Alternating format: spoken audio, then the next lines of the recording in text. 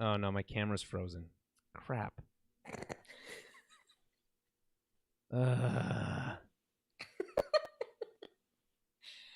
This is brutal. We need to have a song that we can play during technical difficulties. Yeah, I don't even...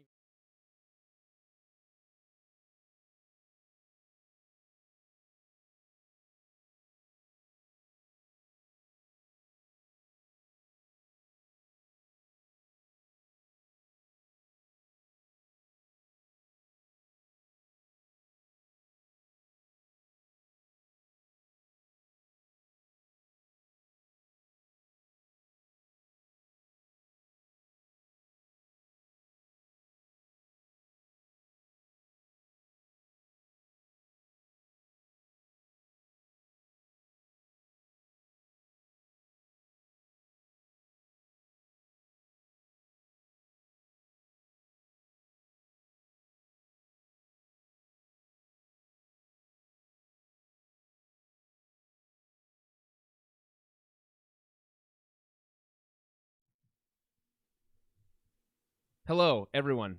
Thank you for your patience. I'm so sorry that happened. I was setting up for the show and I forgot the most important piece, which is to plug your computer in. So, a little bit of technical difficulties there, but we're back. We're back, and we were talking about the Kenobi show, and Yes, we were talking about how excited we were for that, and specifically and most importantly, that it's likely to be kind of maybe even the next major Star Wars small screen project we get. Is it? We don't get Book of Boba Fett first? Yeah, no, you're right. I think we might get Book of Boba Fett, and then I thought they said December 2021 for Book of Boba Fett. I don't know if that got paused at all because of, the Great Quar, but I don't know. You're right. I think Book of Boba Fett and then Obi-Wan. Is looking like how it's lining up, and then maybe Andor. Although people are talking about maybe Andor being split into 2 because it's 12 episodes, which is more than we've had from any of the previous Star Wars television stuff, minus the animated okay, shows. So maybe they'll do 6 and then a break and then another 6. I don't know. But the point is, Kenobi's wrapped filming. It's really exciting. And with it having wrapped filming, there's a possibility that we may get a trailer or something exciting on that front sooner than later, right? Right. If we do get a trailer, I suspect it's going to be a lot like the Bad Batch one, which was just like everything from the first episode and nothing else, which I hope is the case because I don't want to know really anything going into this. Yeah. I never watch trailers. I think you know this about me because I am a weirdo about spoilers. You're one of those unsullied, I think they call them. Yeah. I'll watch the trailer after I see the first episode. Then I'll usually watch the trailer after. But right. Yeah. I was saying actually when you were off mic for a minute that I was also really excited for Ahsoka series, obviously, but I don't know if they've started filming that or when they start filming that. And I thought maybe you would know, but no word on that yet. Yeah, okay. It probably won't start filming until next year. So it is what it is. The one thing that's interesting about Kenobi is that it is the one show that my friends who aren't even super into Star Wars are kind of like, I tell them about it, they're like, oh, that's really cool, I want to see that. So okay, that's good. Yeah. So I'm, obviously, the return of Ewan McGregor is huge, but just generally speaking, it's just really exciting. Like it seems to be stacking up as being this like kind of transcendent piece that's going to be a little bit more than just Star Wars fanfare and kind of fan servicing. Right. Kind of be more thoughtful. I hope that's the case. I mean, obviously we don't know anything yet, but if that is true, it could easily jump to the top of my Star Wars favorites, pretty easily. So anyway, I can agree with that. Kenobi's very much a favorite amongst both of us and many other people. So it'd be hard to hate anything about him. So, well, I mean, just like I just can see there's a lot of potential like booby traps that Kenobi could fall into. You know what I mean? Like getting too fan servicey. Really leaning into this like Vader Obi-Wan stuff, where it's like, how much can you really do that without, stealing a little bit of the thunder from the original series, trilogy, that kind of stuff. I feel like there's things they need to tread carefully, but if they do it right, I think it could be really amazing. Yeah, agreed. On the other side of things, we have Taika Waititi says that he's turning his attention now that he's kind of done with whatever his last project was, that he's turning his attention to his Star Wars project now. Ooh. So that's kind of where he'll put his attention, and And I most recently saw him in the Suicide Squad. He has a small role in that. But I love everything that Taika does, and he's really. It seems like he's really taking it back to kind of the roots. He talks about kind of the story or the idea around the story being that something that's really him. So what does that mean? Lots of I think lots of humor. It's gonna be very funny. I hope so. Yeah. Probably maybe the funniest one. I don't know. I was listening to a podcast the other day, and they're like, "What's the funniest Star Wars movie?" And I think it's Solo. Yeah, I'd say so. Yeah. But not by much, and honestly, it's hardly like a laugh a minute type of movie. Yeah. So expect something I think similar to like what Ragnarok was in tone. Serious when it needs to be, but lots of humor. Exactly. Well, he's just so funny in general. I feel like he can do such good work with Star Wars, but make it a little more funny. Kind of something along the lines of Guardians of the Galaxy, or exactly like the Thor movies were a lot funnier. So yeah, I mean, obviously, like Ragnarok is kind of that it changes the tone from the Thor movies, and I think for the better.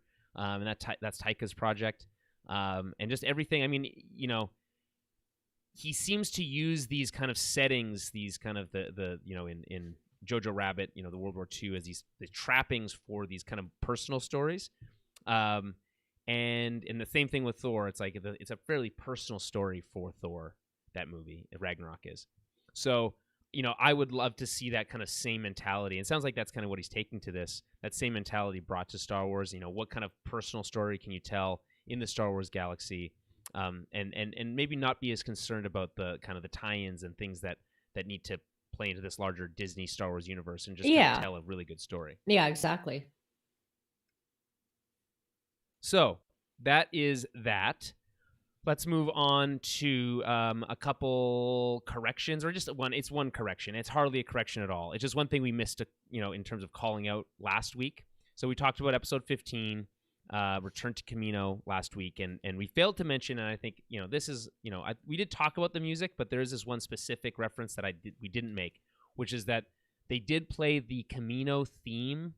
It has its own theme. Okay. Attack of the Clones. This is obviously a John Williams piece, a classic. And to be honest, I did notice it, but I didn't clock it in my notes. And it's, I think, one of my favorite pieces from Attack of the Clones. And it appears a lot in Battlefront 2. Okay. Because obviously you're playing as clones a lot. So I think it's really cool. And again, I think it plays mostly when Crosshair is arriving at Kamino right at the beginning of the episode. So we failed to mention that, but I did catch that in another video that I watched, and I wanted to note that as well because I do love that piece. Okay, anything you want to note before we get into the review, the meat of the matter? I don't think so. No, I think we can just jump right in.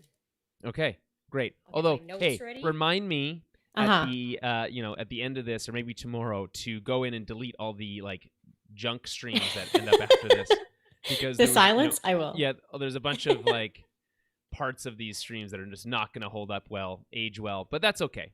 That is okay. Mostly the parts where my computer dies and I have to fix everything. Yeah, no problem. Will do. Okay. Let's get into this. So we start the episode, and we are, still on Kamino. We pick up seconds after the end of the previous episode, as the Empire is bombarding Tapoka City, and as we learn, I guess, the additional cities and other locations and complexes on Kamino with the 3 Venators that they have with them. I obviously got to note here that the water effects and the fire effects are very good. I think they're so good. It really has a live action quality, level of quality to the effects here as we watch Kamino kind of sink into the sea. Oh, everything was just so cool. Like the contrast of colors between, the explosions happening and the cannon fire versus the lightning and the rain and the water. Oh, it was so good. So go ahead. No, it's good. It looked amazing. Like we had all the lights off when I watched it, and you have to have all the lights off when you watch this episode. If you haven't watched it yet, stop listening to us and go and watch the episode and turn all the lights off. I mean, obviously, yeah, by the way, full spoilers, obviously. But yeah, I think I remember reading a tweet, I think, from one of the people who worked on the show, and they said, yeah, definitely watch it with the lights still low, down, turns off, no light around, sundown, everything, to really get the most out of it. And obviously, the HDR, if you have an HDR TV, you're gonna get a lot of out of this episode because it's very dark, right? So it's the parts of that are lit are really really emphasized, and the blue, like those blue turbo laser blasts really are very striking. Yeah. I really love the visual of them kind of like not just exploding as they hit the buildings, but actually going through them, like cutting through the buildings, and causing explosions. I thought that was really really cool. But yeah, I mean, but it's played over this mostly tragic music, I think. But it has a lot of grandeur to it. It's very epic, obviously, I think, and for an animated show, I think it does a great job of servicing this idea that like this is the end of the Clone Wars as we know it, and despite we're not seeing it on the big screen or in live action, it's important, and we're going to give it its due. And I think that's impressive, and I think it works. Okay. So the squad try to find cover as they are thrown around by explosions and the building, tipping over. As one of the final barrages lands, AZ, Omega, and Crosshair get separated from the rest of the squad by a blast door. Meanwhile, on the Imperial ship, Rampart receives a report from a clone telling him that all the Kamino facilities have been destroyed and collapsed into the sea. This satisfies Rampart, who orders the ships to rendezvous with the fleet. You got to love, though, the line reading here. We've been giving a lot of praise and props to D. Bradley Baker, and his work here, obviously, right? But what's especially great is again, just these little small moments. It's just a standard normal clone, and he's reading out this report to Rampart. To Rampart, and it's just this like he's kind of like at first it starts all normal, and he's like just reporting that blank, and then he kind of like stalls and pauses and then takes a breath, and like all the Kamino facilities are collapsed into the sea. It's kind of sad. I mean, he sounds like he's reporting, but you can hear that little bit of sadness in that clone's voice. I thought that was so well done. Yeah, and like again, just giving us a little bit of an inkling into kind of the psyche of the clones at this part of the war, or like I guess this part of the timeline because the war is over, but. It's just, I mean, like I said, from the very beginning this idea, be able to glimpse into the mind of the clones in this show was kind of like the entryway. That's kind of what brought me in, what got me most excited. And this show's not disappointed between this and what they did with Hauser earlier in the season, and obviously everything they did with the actual Bad Batch itself and their kind of dealings with Rex and everything else has been really great. It's like really satisfied that, scratched that itch that I had for that. And this is just another great example. Yeah, it was so like such a small little moment, but it was just very well done. I don't know why I caught it and liked it so much, but just seeing those Venators kind of like slowly turn around to leave too. I don't know why to me they looked so much more like naval ships this time. And maybe they're all gray. They've repainted them and they're all gray now. Okay, maybe that's why. Because just the way they were moving, like just so, I don't know. I'm so used to seeing them just like boop and just jump into hyperspace, right? I just saw this like creepy kind of slowly just turning around and not caring. I was like, oh, it's so cold. And it reminds me a lot of, if you think of Rogue One, that shot of that Star Destroyer that sits over Jeddah. It just sitting there, this kind of this visual representation of control, right? And it's very reminiscent of that, obviously similar visual styling, but totally, I clocked that too. That was kind of like a cool look as they slowly panned and turned away. Yeah, and I think it was too just the lightning's going on. Obviously, it was just it looked beautiful, but also very sad and very I don't know. Right. Yeah. It's like a cruel beauty. Like you can appreciate it, but it's like oof, that's kind of scary. And again, watching Kamino just sink into the water, it looked beautiful, but terrifying at the same time. Yeah, totally. So back in the sinking building, Omega radios to Hunter and the rest, giving him the kind of the sit rep, like what's happening. And it's not good. With the rest of the squad stuck behind the door, and it's, I guess, been locked, in case of emergency. The room fills with water, and Omega and AZ have to act on their own to save Crosshair, who's trapped underneath like a piece of debris. So what I need to call out here is this episode obviously starts in kind of media res. It's like not holding back. It's going into it like right away, and the action just ramps up really quickly. And so the show Yes. having, taken a break, stopping and pausing between weeks to come to this kind of the season finale part 2 needs to do something to really ramp up the stakes really quickly. So I think this sequence is exciting on that front, but I think what they really do to make that kind of work is they use this like Dunkirk. Have you ever seen the movie Dunkirk? I have the worst movie recollection. I don't think so. All those war movies kind of blend together for me. Okay, so even if I did, I wouldn't be able to tell you much about it. It's Christopher Nolan. It's a Christopher Nolan joint from a few years ago, and it's fine. It's a good movie. It's one of those movies that if you didn't see it in theaters, you're really not going to get the same experience. Like you'll never be able to recapture that. I see. But the one thing that Dunkirk does and is notable was that the music, which I'm trying to remember who scored it, but the music has this like ticking clock sound effect almost in it. This kind of sensation of constantly moving forward. There is a urgency to the score, and the trailer does a really good job of conveying that. Even if you even go just watch the Dunkirk trailer, you can get that. It's really effective. So this scene uses that same technique to I think great extent. Like it starts this like ticking clock almost esque score. And so you got to give props again, obviously, to all the musical work on the show has always been really, really, really good. But again, this specific moment I think really drives the urgency forward, and makes it, I think, work way better. Way better. So props to that, and then obviously the actual sequence itself is exciting. What did you think of the sequence? Yeah, everything with this opening sequence, it caught my attention right away. So, like I said, with all the different contrasts between obviously the explosions and the water and how frightening it is, but yeah, like you said, the music too, like you get that sense of urgency and panic and like what's going to happen, right? There's things exploding, they're getting tossed around left and right. So it started off so strong. Yeah, and it does this thing that I think is by the way, music, obviously Kevin Kiner, I'm not sure how it's pronounced, is who does the music here. Amazing job as always. But I think what's great about this sequence is that it sets this initial idea of forgiveness, right? So yeah, despite the fact that Crosshair was their enemy as of like 5 minutes ago in world time, right? Omega is willing to risk her life to save him, right? And so she has to figure out a plan, right? I really love how she kind of just jumps into action. She's okay, AZ, use your thrusters. Maybe we can get it off. And she like uses her like bow to try to like break it apart, right? And they do succeed in that.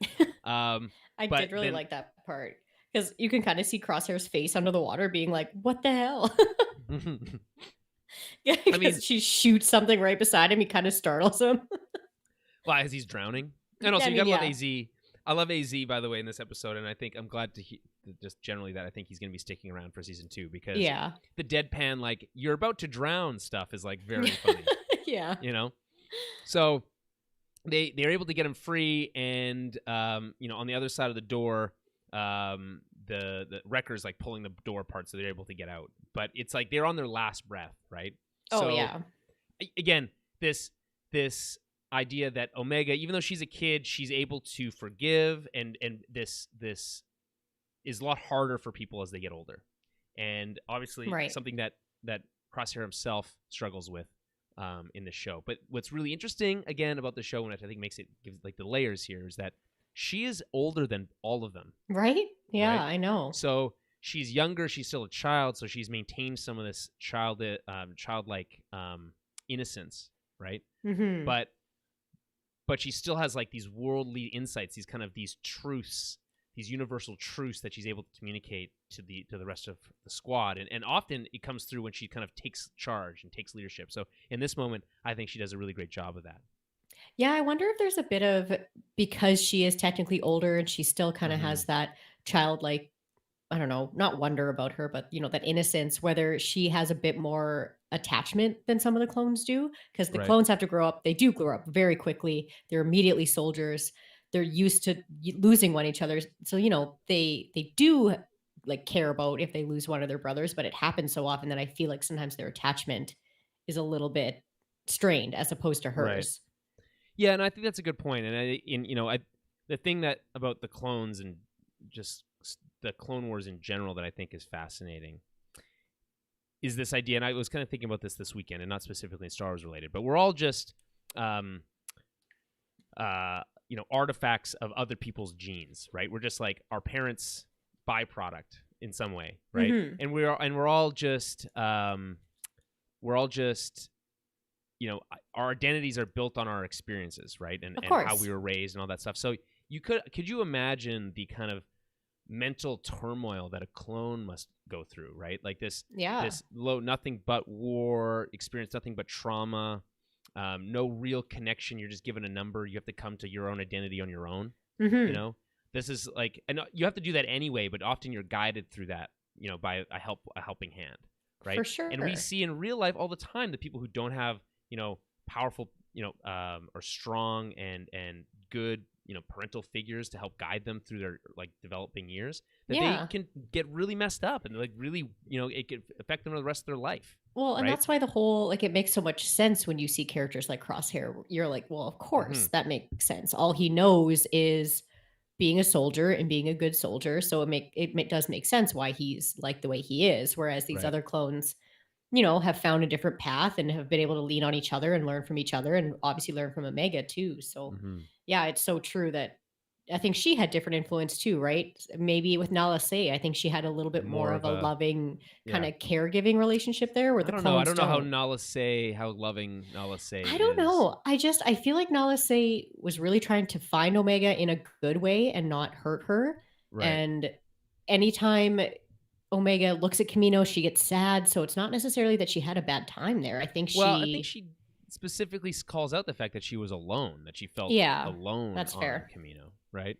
So, but you can feel alone in your own household too. That's not necessarily, but I don't know. We're a bit on a tangent. Yeah, sorry. Let's get back onto the episode itself. Okay, so Crosshair, after they've been rescued, is at first angry at Hunter because up until this moment he was unconscious.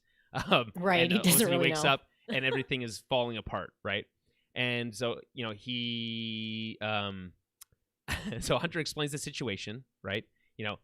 Hey, the Empire started opening fire on the city and they left you to die. We weren't going to leave you, right?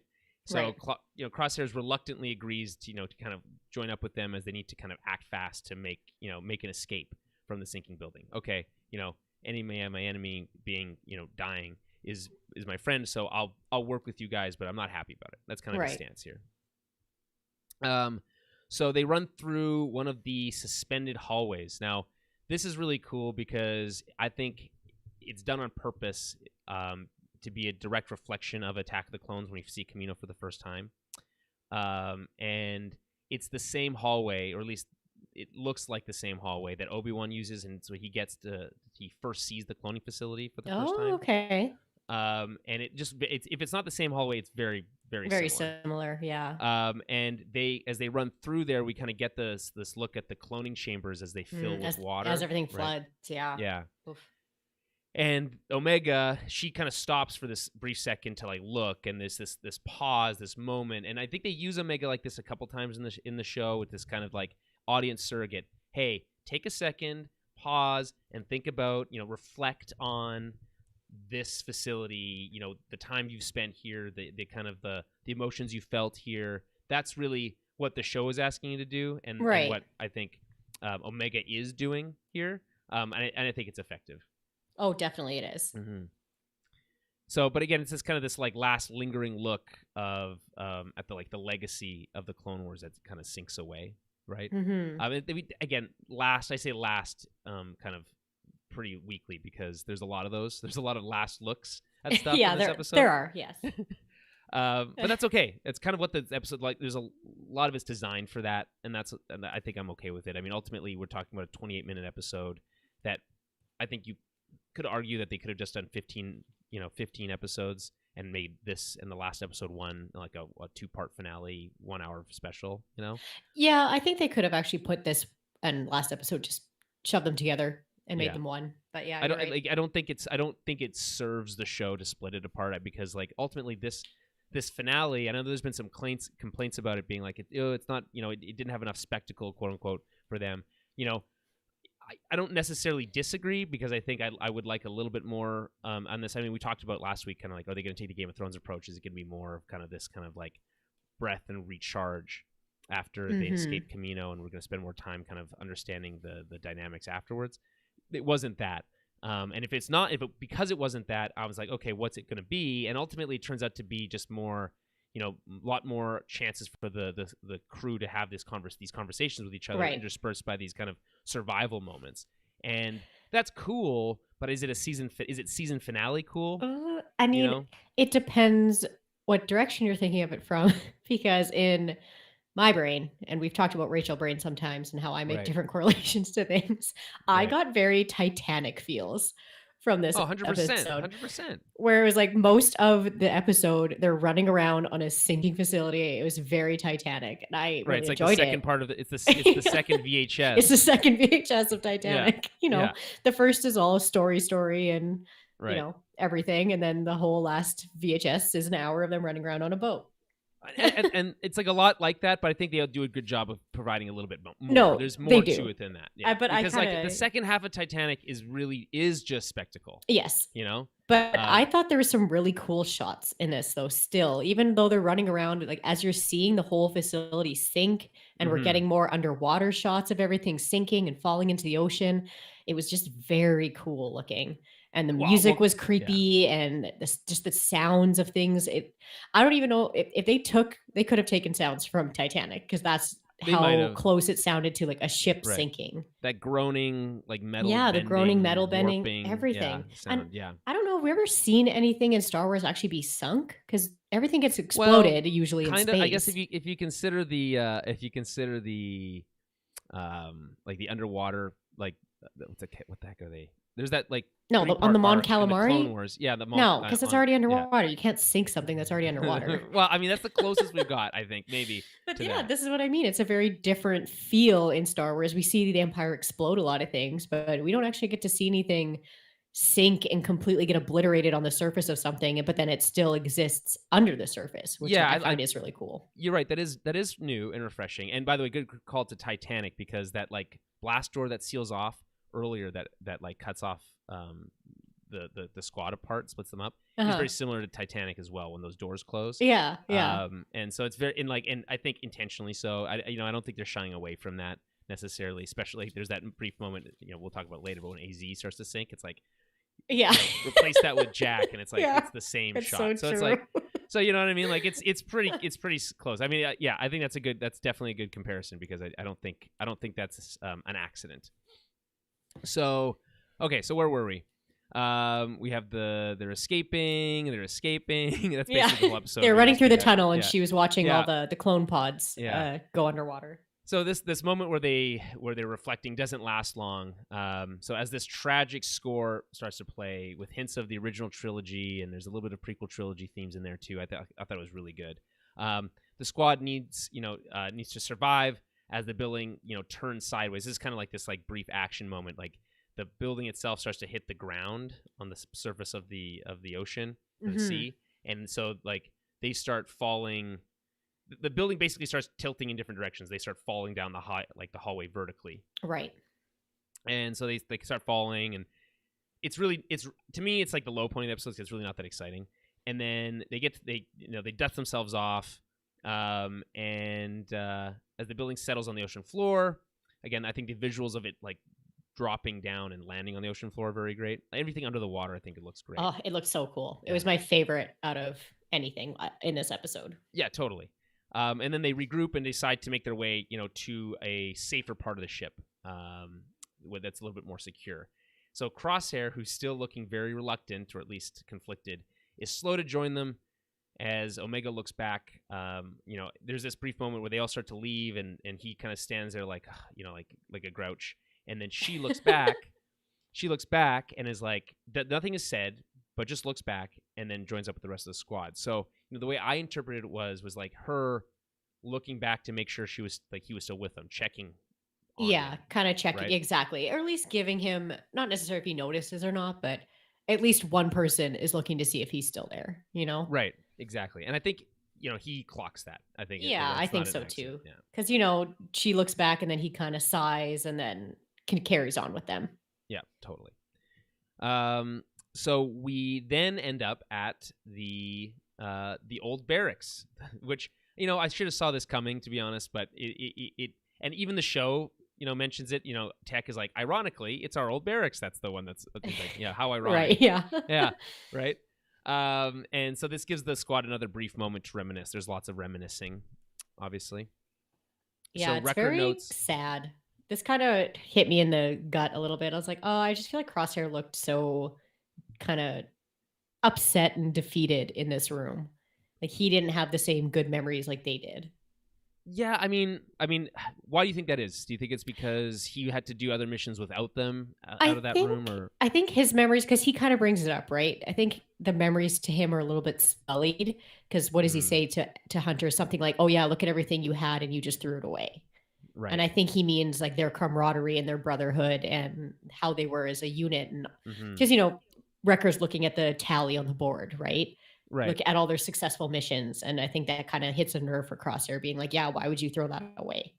Right. So let me read my note here. I think it's similar to what you're saying. So Wrecker notes their mission board. This prompts Crosshair to confront Hunter. He sees the board as a sign that all their work together was for nothing. Yeah. That it meant so little to Hunter that he was willing to throw it all away, including Crosshair, when it suited him.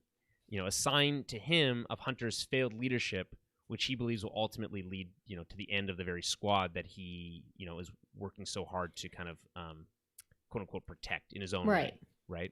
So, but as Hunter rightfully points out, that isn't really what it's about, right? It was about protecting that same squad. It was about protecting those people who at the time were under attack by none other than Crosshair himself. Oh, exactly. They keep glossing over, at least Crosshair, very conveniently keeps glossing over the fact that he tried to kill them, right? And he talks about how it's not their fault. It's not their. It's like it wasn't my fault. I didn't have a choice, right? Mm-hmm.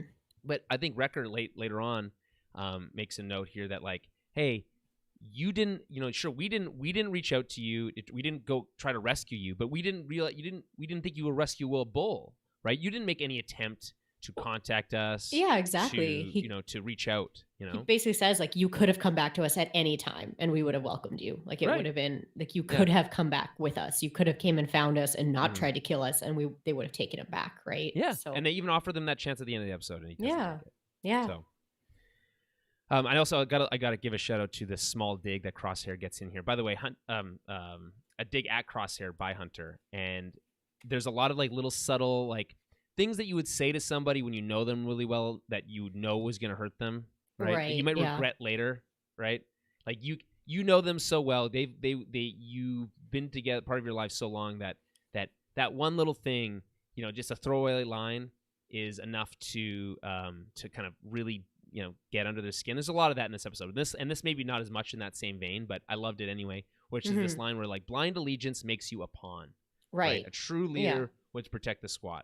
Right. Of course. And this is just basically saying that you are so dumb that you would follow the Empire and not even consider the rest of us. Right. Because Crosshair's trying to drop that good soldiers follow orders again, basically. And it's like, no, if you follow orders blindly, you're no better. Like you're just being used.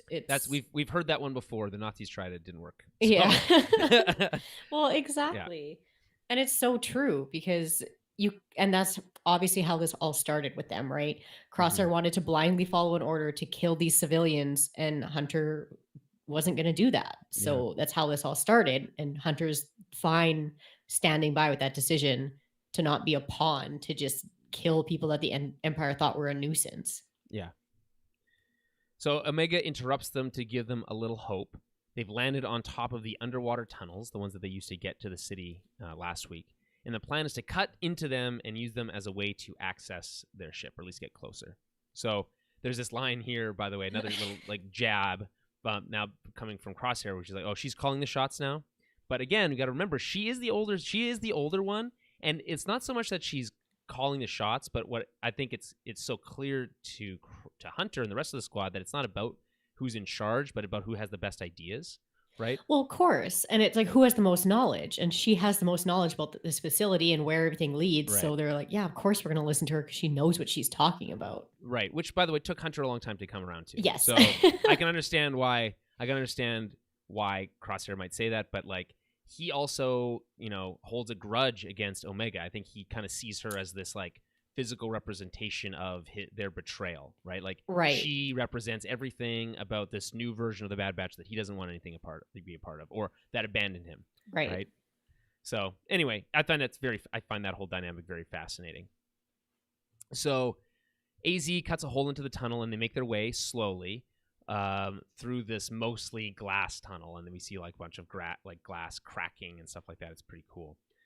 Crosshair continues to complain that it's a bad plan, which prompts Wrecker to confront him. So we were talking about this already. Wrecker is upset that if what Crosshair says is true about his ship, that that it was removed earlier, that he never even tried to contact them or make it attempt to rejoin them, saying that they would have taken him back. Yeah. If he tried. And, this hurts. I think what's important here is that Wrecker, who, what does Crosshair say? What's going on in your big dumb brain or whatever he says? Something about his... It's like it's cruel, but what Wrecker's really, he's expressing why he's hurt. He's hurt here because he's feeling kind of the same emotions that Crosshair felt when he got left behind, which is that like, you abandoned us. Why did you make I thought we were friends. I thought we were brothers. Like you say you care about us, but you didn't, and that we left you behind, but you didn't. You had autonomy. You didn't do anything with it. Yeah. You didn't try. Well, it's kind of like you turned first. Like it's like Crosshair turned his back on them first, and then he blames them for it. It's kind of. I mean, I feel like I don't want to get down that. I think that's a tricky space to be, because again, he did like it all depends on how you interpret the chip situation. Oh, that's fair. That's fair. How is it when did it happen? How did that happen? All that kind of stuff. Right. What did he know and when did he know it? That's like that classic I think presidential thing from Nixon. Yeah. But it's important, like knowing what you knew and when makes a difference in how we judge you. And like the interpretation here is that we could have forgiven you for the things that were out of your control, but you chose not to reach out to us. And that's tragic, right? Right. Okay, so Tech jumps in here at this point, tries to calm Wrecker by reminding him that Crosshair has always been, quote, severe and unyielding, unquote. The show then really, I think, touches on one of its broader themes, kind of this like larger theme of the series here, with Tech talking about how Crosshair's nature is unchangeable. This concept that you are who you are and you cannot change, because he says that like not, you can't change that, he can't change that. It's just who he is, right? But it plays into this larger idea of like the clones' individual identities. Are they more than just what they were made for? How are they different from a droid if they just follow orders blindly? These are the questions that the show brings up, I think, on its own, just naturally, and maybe not even intentionally sometimes. But this is kind of like they're just like pointing like a laser pointer right at that idea, right? Are you greater than your quote unquote destiny? Right, like what you were programmed for, kind of thing. Yeah, exactly. Yeah. Anyways, it's just a universal truth, right? And it's just interesting and fascinating that the show's able to explore that.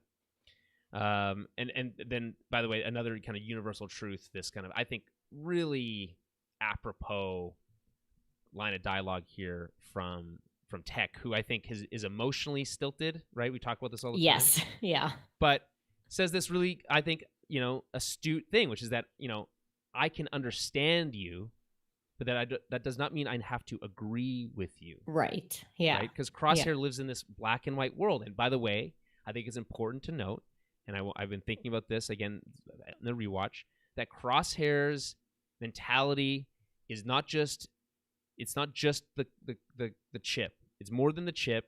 We know that it's more than the chip. It is part of who he is, right? If he even is a big fan of fascism for some reason, whatever, who cares? Yeah. But it's that. It's just I find it very complicated. It's like this idea that, and maybe even pointing to kind of like a modern thing, maybe a little bit too kind of modern, which is this idea that like there's a lot of division in the world these days, and it's like a lot of people disagreeing with each other. Mm-hmm. but you need to understand somebody, and that Crosshair has been kind of beat into him now over this last little bit, that it's either the Imperial way or the highway, right? Well, exactly. There's no middle ground. There's no middle ground. He's lost the ability to see the gray, to be able to see nuance, right? And so when he sees this stuff, it's like this idea that like, oh, so you must, Tech, you might, what are you defending me? Why are you defending me? He sees it as defending him. Right. But he's not defending him. He's just providing context. Yeah, exactly. You Which, know? I mean, apparently, I would assume Crosshair's probably, it's very new, not a new thing to him, but something that maybe he hasn't encountered before, right? It's like, oh yeah, like Right. I can understand you, but that doesn't necessarily mean anything, right? Right. It's helpful. It helps them like frame his decision making and why he does the things he does. But if he tries to kill you, like you don't have to agree with that. Or if he tries to kill, if he agrees with this imperial standard of like of peace through control, it's sure, I get it, I understand where you're coming from, but I don't agree with it. It's wrong. Right. So exactly. At some point, Crosshair has to come to terms with that on his own. I think he will. By the way, we'll get to that at the end. Where he goes from here. So as they continue through the tunnel, Omega comments on the risky nature of the tunnels. You're like, this doesn't seem very safe. Well, no shit. Yeah. Then they hear this ominous sound of a large sea creature, and AZ runs off and tells them try not to die, which I thought was such a really funny line. It's so good. Which they also wildly compromised this tunnel by just cutting a big hole into the top of it because their ship landed on it. And to me, this was the only part that I was like, okay, Star Wars. But well, I mean, like whatever. they make a line about like making precise welds. Yeah. Right. You know what I mean? Okay, I'll let it go. That didn't even that doesn't even bug me, but it's like, it is obviously risky. Not all this stuff. Like I didn't question or like really like have an issue with like the necessarily the stakes. You're in an underwater ship, essentially a building. Different parts are filling with water. Oh yeah, like stakes are very high. Yeah, exactly. So you need to do stuff. And like how you explain it or what you do is really just an excuse to kind of have a set piece or to like it all fits and like nothing feels forced here. No. I don't think. I just laughed. Like, doesn't feel too safe. Right. It's like a giant facility just landed on a glass pipe and it's cracking now. Yeah. Of course it's not safe, right? And I think, and then even AZ is like, well, no, it's not, but it's our best option. So it's like, okay, it's like, what else are you gonna do? So AZ rushes ahead to try to turn on the safety protocols that that protect the tunnels, and then we're treated to this like an exciting set piece as they run through the tunnel as this giant like snapper turtle like sea creature. It was so monster. Cool. Yeah, I thought so too. I like the noises it made too. It made very Jurassic Park noises. Yeah, that's just like I mean, like all the underwater sounds are cool. And like it doesn't have to be like. And what I appreciate the show is like it didn't have to be this big, long, drawn out thing. It's like, no, we figured it out. It's just an animal, right? Like we can sort this out, right? It's just a kind of a dumb animal. It's like it's biting on this thing, and normally there's normally there's a protective barrier on it, but there isn't right now. There's also not normally like people just walking through those pipes, right? Like it's not like how that's not normally what it looks like. So even if it's like around, it's not. It's like something different. So, so AZ gets the power back on for a brief moment, shorting out the rest of the facility, but scaring off the monster as the squad makes its way to the their next respite, which is Nalase's lab again. Any comments on anything that we've touched on so far? No, I think we kind of went through it. Honestly, we probably went a little too in depth. But other than the fact that like I liked the creature. But, I mean, it's just like another big and all of these conversations are still conversations we wanted to see happen. And I do like that we're getting bits and pieces of it, and we're still getting this kind of character development from a lot of the characters. Not all of them got a ton of character development. I don't think Echo talks more than like 3 times in this whole episode. Well, Echo gets the short shrift this whole season. So yeah. He's not really, he literally has like only lines of exposition and basically nothing else. Yeah. But I mean, I get it. He doesn't have the same relationship with Crosshair that the other 3 do, right? So it makes sense that he's not really involved unless he's, like was it the last episode or 2 episodes ago when he was very forcing that rescue, being like, no, like I was left like this once. We're going to go help. Right. So now like his kind of impact on this whole scenario is just not as important, and that's fine. No. There's a big group. You can't give everybody their due here in the same episode. And it would be different. This is a series finale, and it's like, Echo had 2 lines of dialogue and we never see him again. Like, that'd be different, but like, that's not what's happening. So it doesn't bother me. I do like seeing kind of the different, not necessarily the different attitudes, but the different relationships that Tech, Wrecker, and Hunter all have with Crosshair. Like, it seems like with Hunter and Crosshair, it's a lot more emotional. They're a lot more like they're upset with each other and they go back and forth. Tech seems a little bit more, like we said, he understands it, but he doesn't agree with it. And then Wrecker was very much like, we would have taken you back at any time. Like, he kind of was always, not necessarily always, but he's upset in the... He's like optimistic. He looks at it like saying like, just because you tried to kill us doesn't mean we can't be friends. Just because we got in a fight doesn't mean you couldn't come back. He has that very not as complicated feelings towards it. Whereas, with Hunter and Crosshair, it's a lot more complicated. There's a lot more layers to it. Yeah. So I liked seeing the kind of getting to see the different opinions that they all kind of have about the situation in its entirety. Yeah, totally. Okay, so where were we? So we're in Alice's lab. When they enter the lab, we get a brief bit of exposition. This lab, for whatever reason, they love doing exposition in this lab. So they restate some of the revelations from last week. We get to hear a little bit of repeat, but this time for Crosshair's benefit. It's her private lab where the Bad Batch's mutations were amplified. We know this already. But again, just calling back to this line from Cut early in the season, like episode 2, which is like, the Kaminoans don't create without a purpose, right? And there was this like, well, were they just accidents? Like, these kind of, turns out they weren't really, right?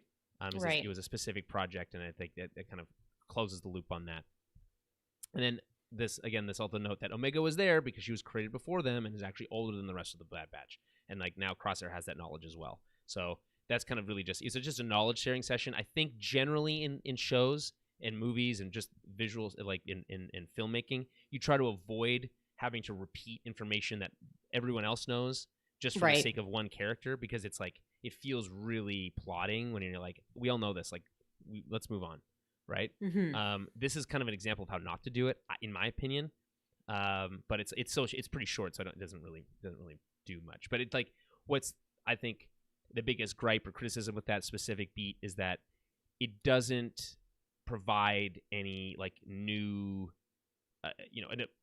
a moment for any new kind of like reactions from Crosshair. Like, how does that information impact him, and how is that going to affect their greater relationship? It's just kind of like, okay, that's just what it is. So it's like, okay, it's just not as interesting. So they then discover that the tunnel to their ship, which leads from the lab, had been destroyed. And to make matters worse, Echo, with one of his few lines of the episode, notes that the long-range comms are down. This is important because it just means they can't call for help, and that their oxygen will start running out soon, which means that they can't stay there very long. Really just setting the stakes. Thanks, Echo. Right. The predicament prompts another round of criticisms from Crosshair, saying that it was Omega's fault they got into this in the first place. Now, Hunter quickly reminds him that he saved his life, that Omega saved his life. Well, Unlike the Empire, right. Unlike the Empire, Empire, just tried to blow him up. Exactly, who he wants to put so much faith in, right? Yeah, it's like, oh, you know why you're in a facility that's sinking to the bottom of the ocean? It's because the Empire, because they blew it up. Like, it's not Omega's fault that the Empire shot this facility into the ground. Right, so. But Crosshair goes on to, he tries to defend the decision, right? Like, okay, fine, to trust the Empire, right? That they're going to be the ones in power. And that he intends to be, on the side of the winners. That's really kind of what his kind of my takeaway from that was. He's like, he wants to be on the side of those who write the history books. Which is so funny too, because when he's at the beginning of the episode, when he first regains consciousness, he's mad. Mm-hmm. He's like, "What did you do?" Because he thinks the Bad Batch caused this.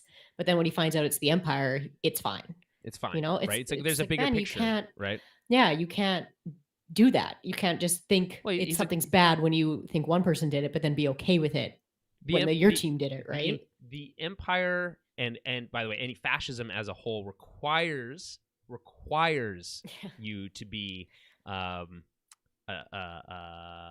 hypocrite, because like fully loyal regardless. You have to be willing to be for this thing a second and then against it the next, just because they say so. Yeah, that, like it you have to, right?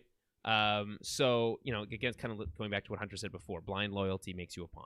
Of course. So, yeah, exactly. Yeah. where was I? So there's this kind of talk from Crosshair about like the black and white choices, right? Because he says to Hunter here again, once again, Hunter, you've made the wrong choice, right? Mm-hmm. You're choosing the wrong path, right? And there's lots of this talk from Crosshair, just generally touched on this a little bit about this black and whites, right? The good or bad, the right or wrong. And he seems to lack the ability to see between the lines, to see the nuance, right? That there's a choice between being an Imperial and abandoning everything that you say you stand for. Those there's so much in between. There's there's literally an ocean in between those two things, and for whatever reason, Crosshair's choosing not to see those things. But I think it's mostly out of emotion that he's like he wants to blame someone. Yeah, he wants to blame somebody that isn't who he's loyal to, right? Right. Yeah. Or no, explain, not even necessarily that, just explain away why Hunter abandoned him, right? Which it all comes back to that. He feels abandoned by Hunter, and ultimately he's saying, well, it's because you chose the wrong path. I chose the right path. You chose the wrong one, and because you chose the wrong one, you abandoned me. That was the decision you made. And he's saying you're choosing you're making that same choice again. I don't know. It's I can like just like Tech, I can understand Crosshair's point of view, but he's just so rigid in it. But and I think I don't know the thing. I think everyone can kind of relate to this kind of idea, right? Of like making a decision and then to kind of change your mind to say no. It turns out the Empire was bad. Is hard, right? It's this like this mental dissonance that like you're like nah, that to admit that you made a wrong choice, that you made a mistake is hard to do. It is. It's hard for anybody to do. So, exactly. Yeah, it's understandable. Yeah. So Hunter's last dig is that the Empire will only ever see Crosshair as a number, right? Right. A line that I think is kind of multi-layered because, the clones themselves were created for the purpose, that the Kaminoan purposes, right? Or in more specifically larger, broader speaking, Palpatine's purposes, right? And to be a soldier, to be a number. That's literally what they were made for. Right. They were able to eventually rise above that. You'd be more than just a number. To find their own identity, to become an individual, right? And that's how we connect with them. That's how Clone Wars, the show, was able to help us connect with the clones because they weren't just numbers. They were people. Well, of course, right? Yeah. Like it's so hard to connect to a character when they don't have a name, when they are just a number, right? Right, or no identity, right? Like exactly. So, the Empire wants to take this all one step further, right? Mm-hmm. That it's not just that they want the clones to be numbers; they want everyone to be a number, right? Right. Yeah. That's ultimately what what Hunter's talking about here is like they will only ever just see you as a number because that's all they only want anyone to be. And if that's okay with you, then great. But we're not okay with that. No. So Crosshair goes off, to sit alone by himself and kind of think about what he's done. And Omega joins him, much to Crosshair's chagrin a little bit. And Omega tries to connect with Crosshair. I think this scene is like maybe low-key the best part of the episode. Mm-hmm. Omega tries to connect with Crosshair by touching on how they both didn't like it on Kamino. You didn't really like it here, did you? She says to him. Yeah. And they were both alone, right? They were both alone until the Bad Batch came along, right? Right. That the Bad Batch, he found connection and purpose and identity through the Bad Batch, through her work with Nala Se, right? Right. But so did Omega. She was alone on Kamino. There was no one different like her for her to connect with. Well, exactly, right? Yeah. And so that was her attempt. That was her olive branch. That was her extending it to him. Yeah. Right? It just like, oh man, this works so well. But Crosshair rebuffs her, right? Mm-hmm. Like this classic defense mechanism, right? He's pushing her away. He's pushing everyone away, right? Which ultimately leads to the thing that he fears most, being alone. Yeah, right. Exactly. And I steal that line, by the way, from like 2 episodes ago from Ted Lasso, season 2. And it's pretty funny. They're talking about how like like, what do you think about counseling? What do you think about like a therapist, right? And she's like, what do I need a therapist for? I totally understand. I pushed everyone away, which ultimately led to my greatest fear, being alone. Yeah. Right? And it's like, that's funny on its own, and in that show's context especially. And if you're not watching Ted Lasso, definitely watch it. But okay. It's a great show. 100%. It's like my favorite. I think it might be my favorite show. It's perfect. But I just thought it's so funny because it totally fits here. He's like, he's kind of like, he's acting out. Oh yeah, really what he's doing. It's just you're being so stubborn at that point, right? Like he's sticking to his guns and he doesn't want any help. But you can tell it's so hard. It's kind of like when you give someone the silent treatment, but you actually want their attention and you want them to talk to you. It's like it never works to give someone the silent treatment because you're just sitting there stewing and you're just mad and it doesn't fix anything, right? So I don't know. I find it very similar to that with him. Like it doesn't help for him to keep pushing them away when they're trying to bring him back into the group. Well, it doesn't make sense, but this type of stuff doesn't ever make sense. Yeah. So the one thing I would note here is that right before this sequence starts, he sits at that like against the window and he like rubs his head. Now, there's a lot of discourse online, and I think we should just tackle this right now. Does Crosshair still have his chip in his head? That's the question, right? And I think there's a couple of different ways to look at it. So I've watched a couple different videos on this. There's, I think, evidence both ways to point to say, okay, well, that's a sign that he still has his chip in his head. And we talked about it last week that I was kind of more inclined to believe that he had the chip in his head. Right. And like I kind of go back and forth. I'm not really sure, but I think the one thing I think that the show is doing that's brilliantly is making it nuanced, right? It's not definitive. It's not giving you an answer, right? And then we talked about it last week even too, right? Like Crosshair's, saying, I had it removed a long time ago, and Hunter's saying, when? He's like, doesn't matter. He's like, yes, it is important. Yeah. Right? Again, coming back, when did you know? When did you know it? Exactly. Right? And they still haven't told us if and when that happened. So yeah, because I remember we talked about it before and I wasn't too sure. I'm like, it's a really weird thing for him to lie about, like having it taken out. But, but again, maybe it's just one of Crosshair's weird like tests for him to be like, nope, this is just how I am. It doesn't matter. And you need to accept me either way kind of thing. Right. Yeah. So but I don't know. This is the question. This is, if you're listening to this and you're thinking, I don't know what you're looking to us to kind of help you decide which way or the other you think, does he still have it in or does he not? I don't have a definitive answer for you, but I will say, what I will say is this. The question that I think is, and you could apply this to lots of different things, not just this specific thing in Star Wars, but broadly speaking. But when you're talking about storytelling, and there's these kind of like ambiguous ideas, right? Which do you like? Does the top fall at the end of Inception? Right. That's like that's a great example. Yeah. And in this case, the question you should be asking yourself is, which option is more interesting? Is it more interesting that he still has this chip in his head and that all this acting out is out of his control? Or is it more interesting that the chip was removed and that it is the nature of his identity and who he is that's causing these kind of these rifts and these challenging of the doctrine and this kind of stuff? Is that what's more interesting? Yeah.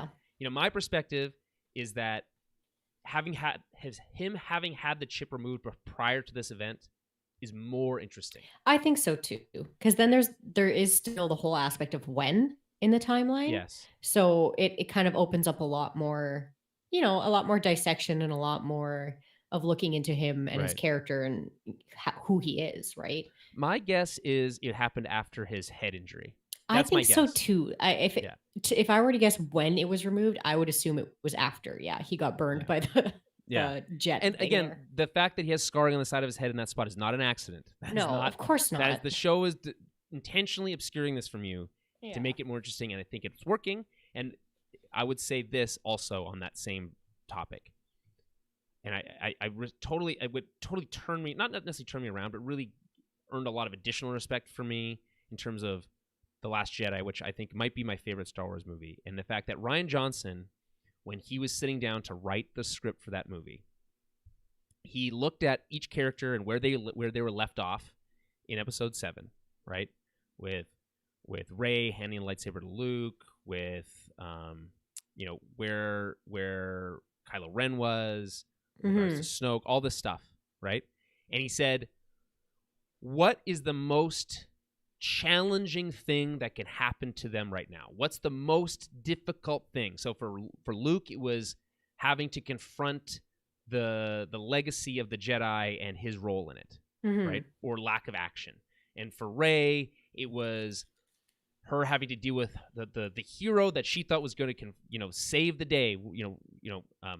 Luke even says it, like, take his laser sword and confront the Empire, right? Yeah. That she had to come to terms with that, that your heroes they're just people, right? Right. And like there's a lot of these fascinating dynamics, right? Or with Kylo Ren having to kind of confront the fact that he killed his dad, and like what does that mean for his mom, and like everything about that and his own identity, and it's like I think it creates compelling character dynamics that make you care and want to watch. Now, I know there's a group of people that hate that movie.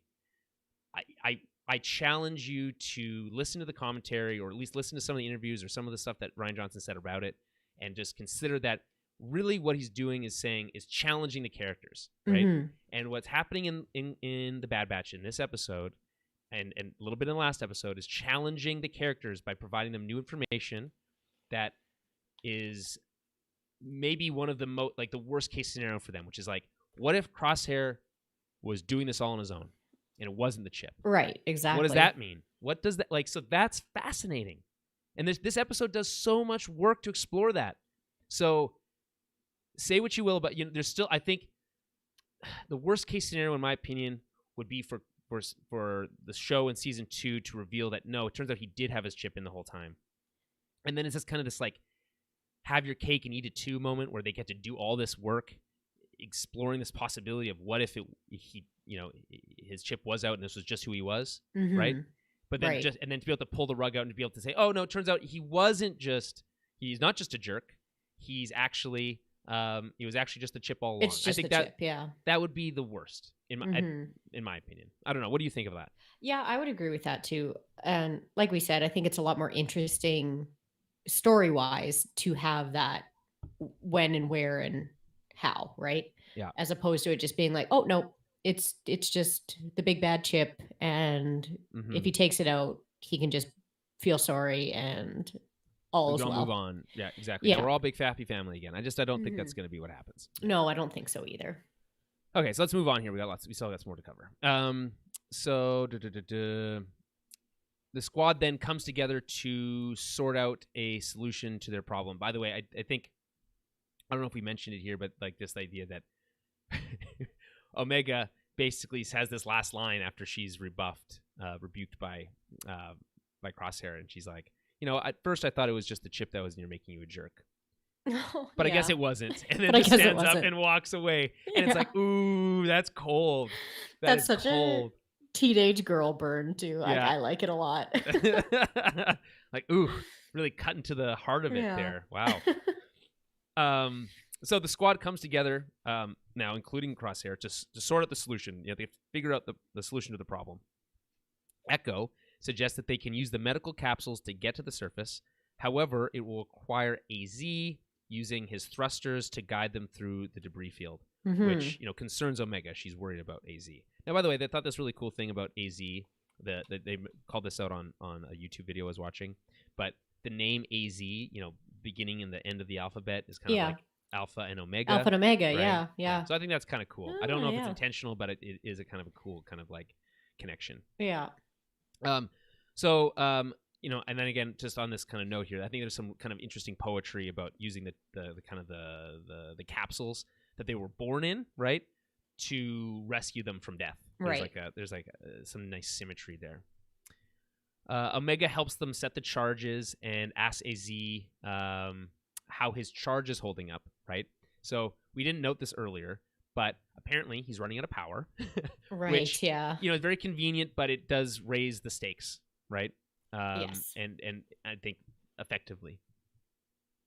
So we get, and also, by the way, this like nice full circle moment for Omega, because we saw her learning how to set those charges earlier in the season. So she's kind of like fully complete that.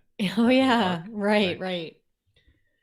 So they seal themselves into the tubes and detonate the charges, causing the ocean to flood in. AZ guides the capsules out of the chamber and helps them, move them around from the danger of the debris field as it's collapsing until Omega's capsule gets hit by a heavy girder, this piece of metal.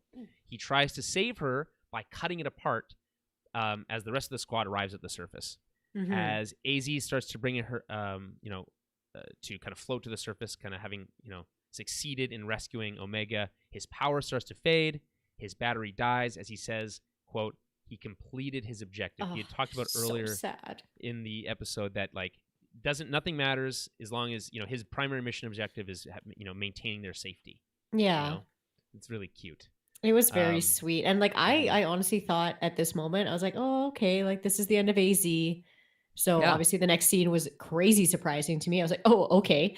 But I thought, and I would have been okay with this being AZ's end.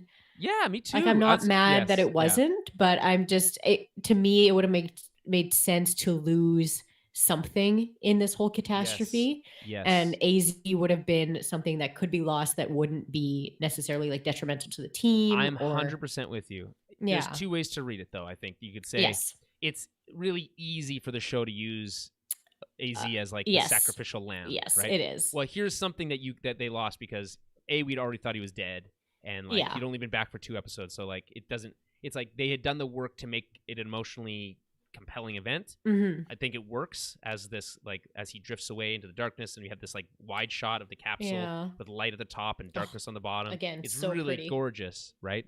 Painted, you put that on a wall. Yeah, it looked beautiful. Yeah, and I think that totally works, but there's something to be said okay, it's too cheap, it's too easy, so we're gonna keep him around, and ultimately that might mean that there's a opportunity to sacrifice him later. Yeah, that's true. And make it a little bit more meaningful. But ultimately, you're right. There's no negative outcome to this. They survive, and they basically have no scratch. They're fine, right? They went through emotional turmoil, so that's interesting and has its own value. But it's almost like a missed opportunity, Yeah, it easily but I mean, it was nice that they saved him. He does add, I know, and we're obviously going to get to it in a minute here, but he adds a lot of good kind of comedic things. Yes. So good comedic tones, and it's always good to have a sassy droid around to make silly comments or to make very blunt deadpan comments. So, and it lightens the load off of Wrecker's shoulder. I don't think he doesn't have to be the jokester comedian slapstick guy. He can still be that. But he doesn't have to be it all the time. I think it makes him more of an interesting character. Yeah. He's able to be a bit more serious more of the time. So we watch as AZ starts to sink into the depths. Omega decides she's going to try to save him. And by the way, I love how she just makes the decision and acts. There's no... She's like, no I'm going to go for him. Yeah. And you get this brief kind of cut off line from Hunter. He's like, no, wait. And then it's we've heard that a million times, but she doesn't listen. Yeah. So... meanwhile, on the surface, Hunter is scrambling, trying to help, but he doesn't know what to do. Crosshair, he pulls out his rifle. It looks like he's pointing it at Hunter at first, and then he aims it into the water, and you're like, what's happening? I'm like, what is even... I didn't know. I did not expect the grappling hook. No, me neither. I saw the gun, and I was like, okay, is he... what? But then, he kind of aims it a little bit, and as you see, she's passing out because, obviously... no, I was not expecting a grappling hook either. For the record, I don't think, I don't know how sniper scopes work in Star Wars necessarily, in compared to how they work in, for us. But you would not be able to aim that through the water in the darkness. It just wouldn't work. I don't I don't think. Oh yeah. I don't think it would. That's just heightened senses for you. I don't think he uses because I know if it's positioned on the underneath of the gun, you obviously don't shoot right at your target. You would aim it a little bit above, and I'm sure he knows that with his own weapon. Right, but I'm just saying I don't think you'd be able to see. Oh, I see. Yeah, you know what I'm saying? Heightened the abilities. Water would distort the lens, and then yes, you're right. And even if you had thermal imaging, I don't think it would work under the water. So don't people harpoon stuff like fish? I don't know. Isn't that how? I don't know. But not at night usually. I don't know. Fair. So. And your harpoon guns are usually used under the water. Anyway. Okay. Anyway, he uses the grappling hook. He shoots it down and attaches itself to AZ, and he pulls AZ and Omega to the surface. And then there's this like look, this like pan, and he looks back at Tech and Echo, and Wrecker, and they all have their weapons all drawn. pointed at him. I mean, yeah, he should kind of realize why he was basically shooting over Hunter's shoulder, like to their point of view. Yeah. Yes. I mean, the only thing that kind of not bummed me out about this scene, I don't know. I was just like, somebody could have said thank you in that moment to him. I don't know. It kind of bugged me that Hunter didn't say anything to him. He kind of looks at him, and he looks back at Omega, and he looks at him again, but he doesn't say anything. It's like he wanted to, but he didn't. Trust is hard to regain. It's easy to lose and hard to earn. Yeah. So, I just, I don't know. It points to Omega's emotional maturity that she thanks him later. Yes, she does. Yeah. Right. Which, I noted, but I don't know. It just bugged me that none of the Bad Batch like thanked him because he just saved Omega's life. That's the only reason she didn't fully drown there. Yeah. Yeah. I mean, sure. And maybe they will thank him for that eventually. But I mean, maybe, yeah. Like, there's a lot of emotion running through things at the time. It's not for an sure. easy thing. Yeah. So, anyway, Tech spots their ship and they start paddling, which is like funny because it's like pretty far. So, anyway, it is what it is. They're back at the Marauder, and it's the next morning, and they arrive at the ship platform. The sun is coming up. It's rising in the distance as the storm from the previous night has moved on. Rare to see Kamino in the sun. Doesn't happen very often, but I think makes this scene obviously work. It's emotionally impactful. It works. It's like, but every other time we've seen Kamino, it's raining. So, yeah. Anyway, so they climb up to the ship and look back at the remains of Tapoka City. Smoke is rising from the water. Omega notes that, quote, it's all gone, which I think carries a lot of weight, right? I think she's not just talking about her home. She's talking about the Clone Wars. She's talking about, there's a meta aspect to it about the actual show itself, right? Its connection to the prequel era, all that stuff. It's all kind of lingering in that line of dialogue. Tech reminds everyone that they need to leave before the Empire returns, which prompts Crosshair to double down on his previous statements. And he says it changes nothing. Yeah. Right? Hunter extends an olive branch. What Wrecker's, it's kind of speaking to what Wrecker had talked about earlier and asking if he's coming with them and that they would take him back, right? And I like that Wrecker's the one who asks. Yeah. And then Hunter extends like, hey, you gave us a chance. This is us giving you one. Right. And but Crosshair isn't having it, right? He does look conflicted, but he decides to stay behind, and he's going to wait for the Empire to rescue him, I guess, or something. Hunter notes that just because they want different things doesn't mean they have to be enemies. Right. Which is met by silence and another conflicted look. Again, speaking to that kind of universal truth about understanding someone but not having to agree with them. This is the same idea. You can disagree but not be antagonistic towards one another. Right. Not have to hate them. Yeah. We don't have to try and kill each other just because we're on, different sides or different, right. Yeah. It's something you could probably apply to real life, just saying if you wanted to. Yeah. So as Omega is about to join them on the ship, she turns to Crosshair and thanks him for saving AZ. Right. He now considers their debt, his debt to her repaid. Right. After she saved his life, but she also adds and reminds him that he's their brother. Oh, I know. And it's just like this great line of like to humanize everything. Like this isn't about the Empire versus, freedom. It's about a family, right? Yeah. And I feel like that got to him a little bit too, because like she says to him, like, you're still their brother, Crosshair, and you're mine too. And she gets on the ship, and then he still kind of looks back at them again, right, to see. I don't know. In that moment, maybe if one more time they would have asked him to come with them, maybe he would have. I don't know. No, he's made his decision. He's made his decision. He's going to live with it. He has to think about it. It's just how it has to be. It's so, like, we talked about Crosshair's like ultimate fate, right? And we can kind of talk on that right now. Like, was he going to die? Was he going to sacrifice himself? How is this all going to work out, right?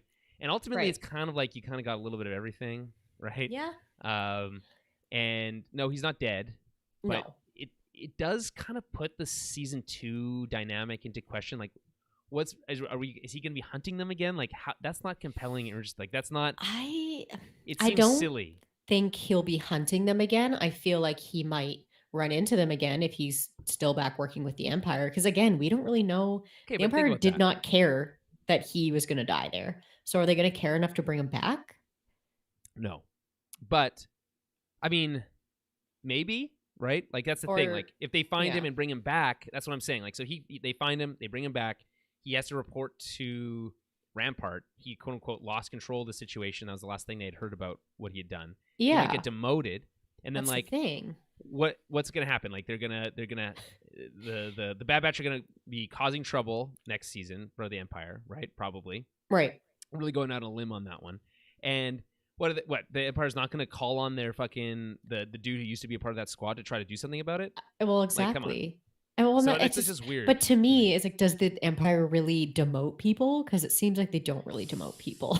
I mean, seems they do. Like they I just think get rid of them. I think they do and don't, right? Like, if they still see value in them, they'll, like, they'll lock them up or use them however they need them to. Right? Maybe he'll be, if the Empire, shuns him or doesn't want him back, maybe he just becomes like a sick bounty hunter, and maybe they cross paths. I don't know. Does that speak to his kind of like his moral compass, like, quote unquote, or lack thereof, like his idea that, like, it's about the strong leading the strong, and that the Empire is strong, and I need to be strong for them. Like, I don't see him being being a bounty hunter is not his future. The Empire hires bounty hunters, though. Yeah, but it's just not his. Like, it's just not his mentality. Like, I don't think he has a mentality, right? Yeah. I guess we'll see, because I do think they're obviously going to cross paths again. Like, I think that's very obvious, and who knows? Like, maybe we will see him come back hat in hand at some point, but eventually, but maybe it's kind of the same thing that we wonder about Rex. Like, what's the tipping point?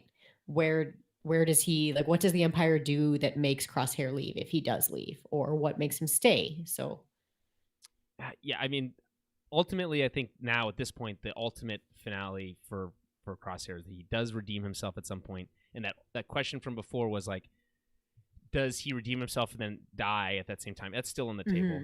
Right. So, yeah, no, I think it is. I think it very much is.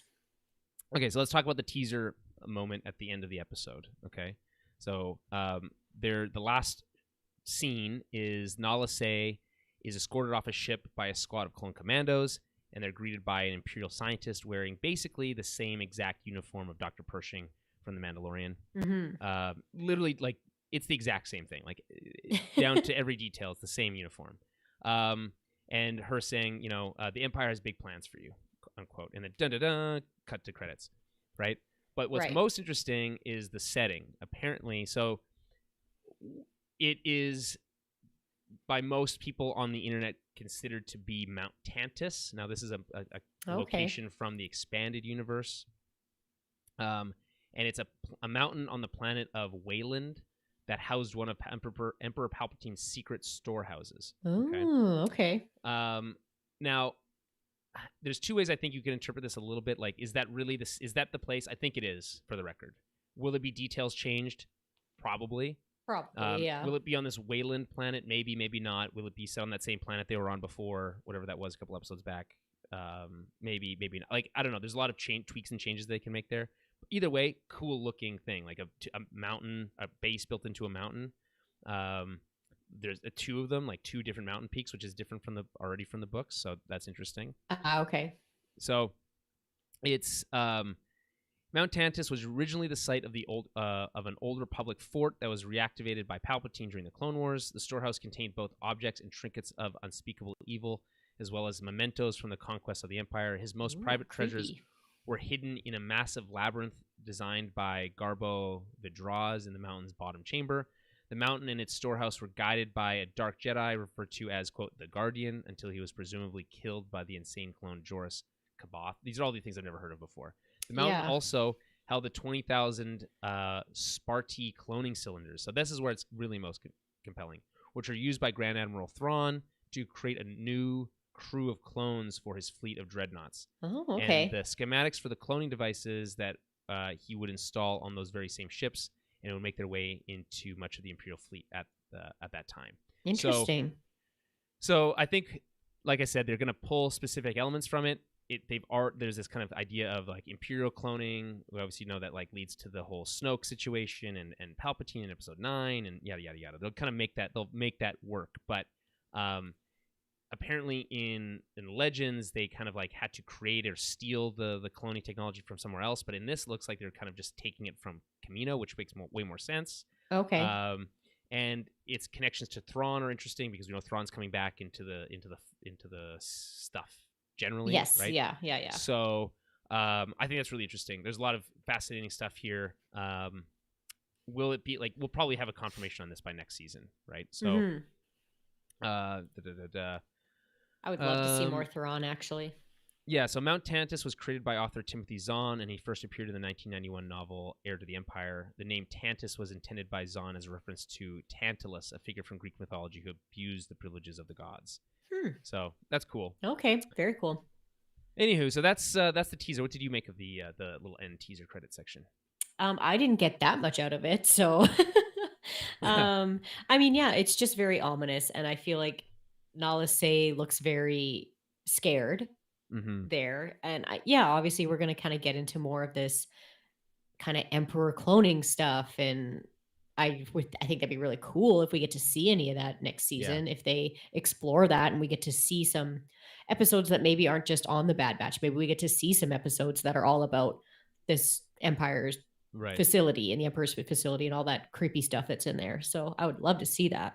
Yeah, me too. I think that'd be really cool. And I don't know if we'll get that exactly, but I think we'll get more about this stuff. I don't think you don't design a location like this and we'll go back to it. Yeah, exactly. It's pretty cool looking. So it'd be cool kind of to see what they start getting her to do, right? And how they're how they start doing weird stuff. So this reminds me of, I mean, this is not the only example, but this specific example reminds me of, so I was watching this kind of like playbook to it's on Netflix. It's called Playbook to I don't know what it's called, but it's basically about the different moves and plays that different dictators use around the world and through the past. Like there's an episode on Hitler, there's an episode on. Oh, okay. I think I started watching some of those. Yeah. It's narrated by Peter Dinklage. Yes. Anyway, so the final episode deals with North Korea. Now, what's fascinating, I thought, was this idea that, like, if you are a totalitarian state like that, you're not really getting outside assistance. You're not, like, working with other governments to, like, create nuclear power and that kind of stuff. Like, you have to do it all on your own, right? So if you don't have that knowledge already, or you don't have, there's certain things that you need or want and you don't have internally, one of the things that those types of governments do is just kidnap people. They're like, oh, you're a scientist. Okay, we're just gonna send spies out into the world and kidnap you and take you back to our country. Now you have to work for us. So, yikes. Yeah, it's super yikes. So that's basically what obviously the Empire itself is like an analogy for all types of totalitarian governments. But like, I just think it's a kind of a cool connection there. So yeah, we're going long, but let's touch on final thoughts here. How does this stack up for you? I mean, final thoughts on the episode itself, and then also how does this stack up for you in terms of finales for a season? Okay, so it's different because this isn't like it's not a series finale, right? Right. Yeah, so, I mean, I know some people didn't think enough was happening or yada yada, but I think it very much parceled everything up really nice to start off kind of fresh next season. So there isn't anything left over from the season that we really have to worry about. Like everything's been pretty much resolved. Like obviously, there's still a little bit of crosshair stuff, but we can get into new stories and we can see these characters kind of split up. Everybody's in a different area, right? So we have the Nala Se storylines now. We have a crosshair storyline. We have the Bad Batch storyline. So I think it actually helps for next season. But in general, like I really wasn't mad at the season finale. I think all the conversations that they had were needed to happen, and it was well written and beautifully shot. Right? No, not shot, but drawn. No, that's fair to say. Yeah. And I think a lot of care went into just the sound effects and the music and the visuals and everything. So I wasn't mad at it at all. Like, it wasn't super heart-wrenching or heart-racing, and it wasn't any big like whoa moments, but I'm okay with that. I think it just tied everything up real nice. So, and at least that's my opinion on it. Yep. No, I think that's fair. So my thoughts are, I think this is the best animated season finale. Like, I don't know if I can't, like, I'm trying to think of the different season finales. Like, Clone Wars isn't necessarily as well. Yeah, including That was a series finale, but I'm talking about a season finale. Oh, season. Okay. I was like, what are you talking about?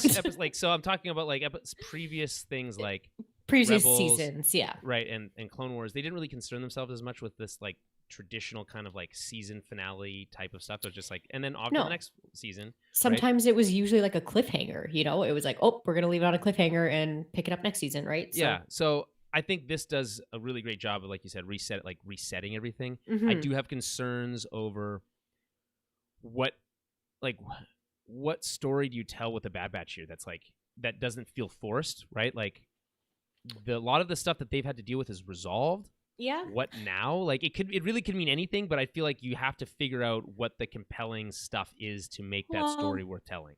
Yeah, to me, I mean, I think they could very easily jump to helping Rex because, you know, we don't really know what Rex is dealing with. They already said they don't want to do that, right? Like they're not interested in that, and they're on different paths. I mean, yeah, but maybe now it's different. Maybe now they've seen what the Empire is doing and can do, so they're kind of, maybe now they'll jump into it a little bit more. Because I don't think we're going to get into next season where they're still just doing Sid jobs, you know? I feel like that would be kind of a waste. You can't do that. So I think it has to. My guess is it's going to concentrate more on Omega as a character, what makes her special. Or maybe we'll see a time jump or something, you know? I would love a time jump. I would like even just a couple years would be cool. See her a little bit older, and then like, you know, that might be really some neat. new routine, something like yeah, totally. You know, and all of a sudden it's like, okay, she's older, she has more skills now, she's a bigger part of the team. You know, I would like to maybe see something like that. Well, there's that, except that on the other hand, I'll give you the other perspective is I want to see more about like what Rex is doing now, what for sure, me too. Like where's Wolf, like all these other characters that we don't know, like and what happens with the rest of the clones. Like I think ultimately the show is going to be interested in telling that story, and if they do a big time jump, we won't see that. So it's probably not going to happen. Fair. No, I do want to see more Rex stuff for sure. And I mean, Gregor is technically still with Sid. So they got to go back and get Gregor, get him to Rex. You know, maybe Wolf is with them at that point, and you never know. Maybe at that point, Rex has said we're done fighting for right now. And I think there has to be a more compelling. Like there's something. There's got to be. Happen. I know. Yeah. I'm so curious what that is, but maybe we'll get to see that next season, right? Yeah. So. Yeah. But I was saying, I think I really like this as a season finale. I think like I said, it does enough work to set things up for next season without feeling like, man. Like you left us on a cliffhanger, exactly, right? And so I'm thinking of like what other season finales. Like obviously, The Mandalorian season 2 has a pretty amazing season finale, right? So like, I'm not saying it's better than that. I'm just in terms of animation, I think it's like right at the top, right? And then probably just under the series finales for Clone Wars and Rebels. So it's good. Overall, I guess like thoughts on the season as a whole. I think this is probably the first. Speaking of like. In animation specifically for Star Wars stuff, it's the best animated first season. Rebels first season was rocky. Clone Wars season is almost unwatchable. It's pretty bad, yeah. It's pretty bad. So like I would say that this starts off super strong. There's some dips in it, but like overall pretty consistent. And I don't think you could even say that for like almost any of the other shows. Clone Wars has major dips.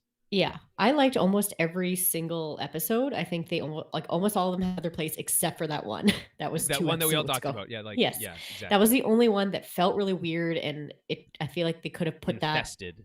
in a different spot. Like it really didn't need to be there.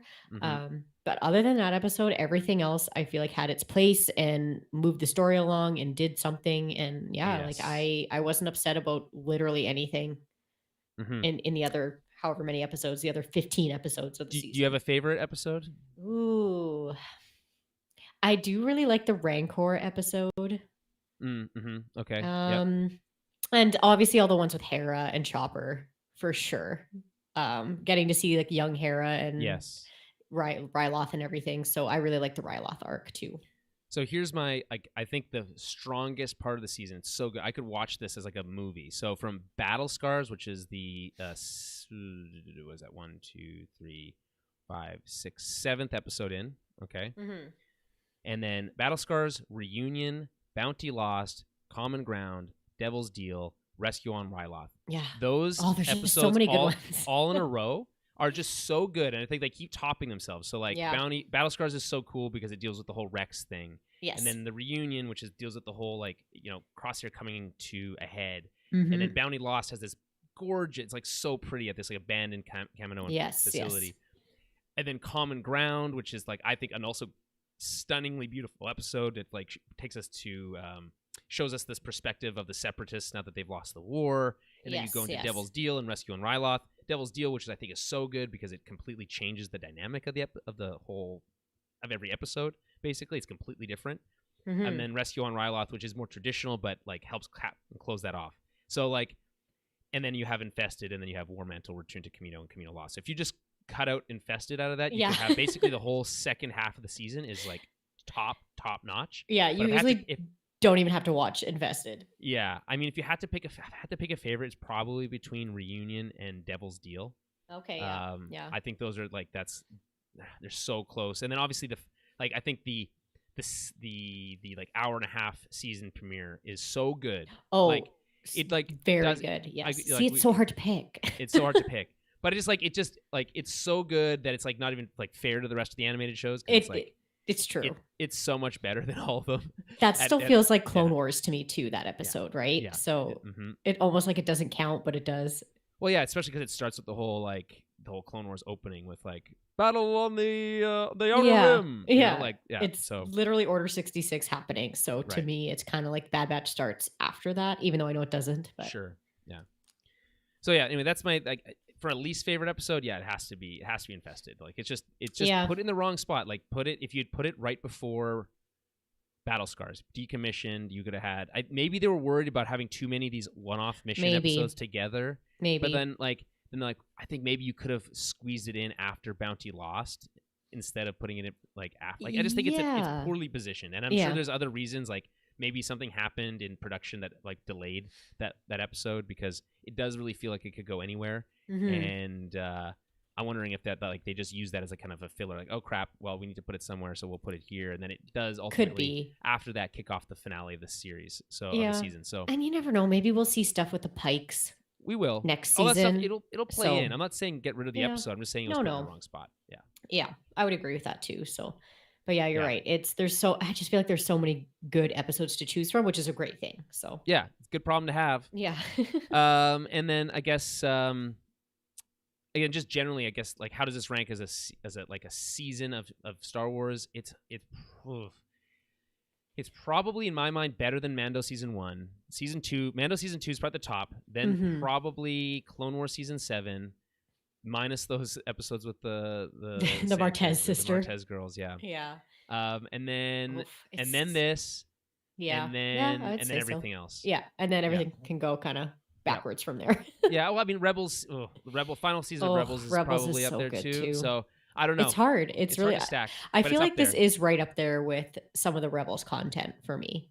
Like it's neck and neck with a lot of those for me. You got to give it credit. Like if we're having it in that conversation at all, I think that's like that's a good place to be. You know? Yeah. It's pretty impressive that as the first season of a show, you're able to be that good at what you're trying to do. And like I said, Clone Wars or Lucasfilm Animation, which their cool logo has a Clone Wars helmet in it. Yeah. Clone helmet, it's Phase 1 helmet in it. Like apropos because that's where they started. So it's like they've reached their stride. They know what they're doing. If they have a story to tell, they can tell it. So great stuff, amazing stuff. Any final thoughts? Anything else you want to touch on? I don't think so. Not really. I guess we're gonna have to go away for a little while now. But... Yeah, that's a good point. What's happening with the show next? So we're gonna take a break. I think we've earned it. So we're gonna enjoy the rest of summer. Enjoy the rest of the summer, and if there's any big stuff that happens in the Star Wars world, we'll talk about it. But for sure. The next major thing will be probably Book of Boba Fett. And Boba Fett, yeah. We'll figure out what we want to do with that when that time comes. But for now, I said, we'll be on a little break. But make sure to hit us up on Twitter. Coming back to the Patreon so that you can hear us discuss Face Off. That's very important. Yes, it's happening at the end of this month. So, but that's not really on this. Yeah, no, that's true. The Tower Babble podcast as a whole will not be going anywhere. We'll be staying on a kind of bi-weekly schedule, basically going forward. And so, if you want to keep up to speed with like the rest of Hollywood and what's happening in film and television, that's a place to do it. And just follow us on Twitter at Tower Babblecast. It's your best place to keep up with when we'll be coming back and kind of staying up to date with what our plans are. So until then, we will talk to you soon, and let the Force be with you. Let the Force be with you? Doesn't make any sense. May the Force be with you.